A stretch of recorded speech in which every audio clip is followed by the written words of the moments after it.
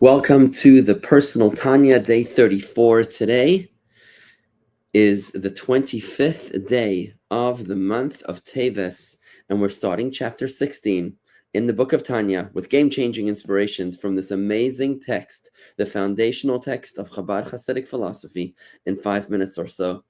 Today's topic addresses when you're not feeling the love, when you're feeling emotionally stunted, how you're able to continue with your life, with your divine service. You see, Hasidus, the study of Hasidus is divine awareness. Hasidus or Chabad is not a denomination of Judaism. It's a mindset and it's a heart set, which creates feelings for God through the culture of meditation, of music, of nigunim, of farbrengens, gathering together with fellow Hasidim, and his kashrus connecting to our Rebbe.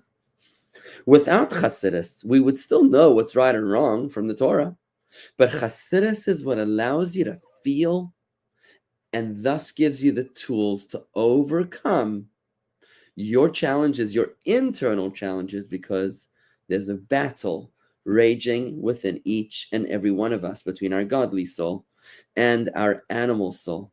To be a chassid is to be in a relationship with God, serving God not only from the outside, but also from the inside. Thus, the work of the Beinani, the hero of the Tanya, who's the struggling Jew, the one who keeps his animal soul at bay, is a work in which the mind dominates over the heart. Mayach shalit al alev.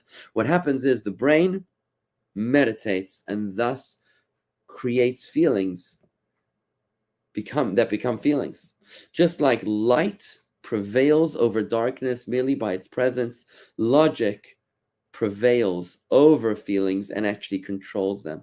Meditation, therefore, meditation leads to feelings. When you meditate upon the greatness of God, you begin to feel a love towards God, and thus you're able to manifest that love through thought, speech, and action. That love is what enables you to overcome your animal soul within, curbing the desires of the animal soul and giving expression only to your godly soul in your thoughts, in your speech, and in your action. But today's Tanya asks us a question. What happens if you're emotionally stunted? What happens if you cannot evolve from your meditation into a full-blown love and it remains stuck like a cerebral conviction? This could be, the Alter Rebbe explains, maybe because the root of your soul in divine emotions is in a place where the emotions are still in utero and not fully developed. When even in heaven, the emotions evolve from intellect. If your emotions come from a place where the emotions were still rooted in intellect, they were underdeveloped, and therefore, down here in this world, you're unable to come to full-blown emotion. You can't meditate your way to a full-blown emotion, and you're stuck with just convictions, not feelings. The Alter Rebbe calls this conviction a tavuna. And he says that this tavuna, this conviction, is still considered enough to motivate your actions, your speech, and your thoughts to maintain your Beinani status, curbing your expression of your animal soul, and giving expression only to your godly soul. Now, how that actually works is going to be the subject of tomorrow's Tanya class. The Alter Rebbe will expand on this idea in the next part of this chapter 16. But suffice it to say in today's lesson that we shouldn't become disheartened only because our emotions are not developing from our meditation. I'll give an example. I'll give 3 of my own examples of what I think this means.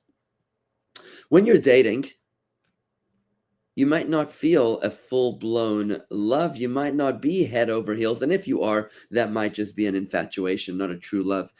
The Rebbe describes it as a meshichas halev. How do you know that the person you're dating is the right person? The Rebbe says, meshichas halev. It's an attraction of the heart. There's an emotional drawing towards the other person. When you're not with them, you miss them. But you can't say that you fully love them. That's enough to be able to say, I'm ready for marriage. You're not in love, but you can see the writing on the wall. Another example is maybe in marriage. Some days in a relationship, you're not feeling the love. Or you're just going to throw in the towel and say, listen, I don't feel the love anymore, so I'm out of this marriage. I'm going to file for divorce. Of course not. You work with what you have. You know that you love her. You just don't feel that you love her today. So just work with that conviction until you can find your balance again. And one final example I can think of is sometimes you can't fall asleep. You need the rest, but you can't fall asleep. And I tell my kids, just close your eyes and lay in bed. Because even if you're not losing consciousness, the fact that you're closing your eyes is already a state of relaxation. You are already getting some rest. Now, it's not a full-blown rest, but it's a partial rest, and that counts as well. In the same way, when you're not feeling a full-blown emotion towards God or towards the meditation that you're thinking, relax. Don't get stressed out. The Alter Rebbe assures us that that too is enough to be able to motivate your actions to thought, speech, and action to the right expressions, to be able to maintain your status as a Beinani. Now, how this works, we'll expand tomorrow with more clarity on how this works in the second part of this chapter. But for now, that's a wrap. Let's try to apply. You can do this.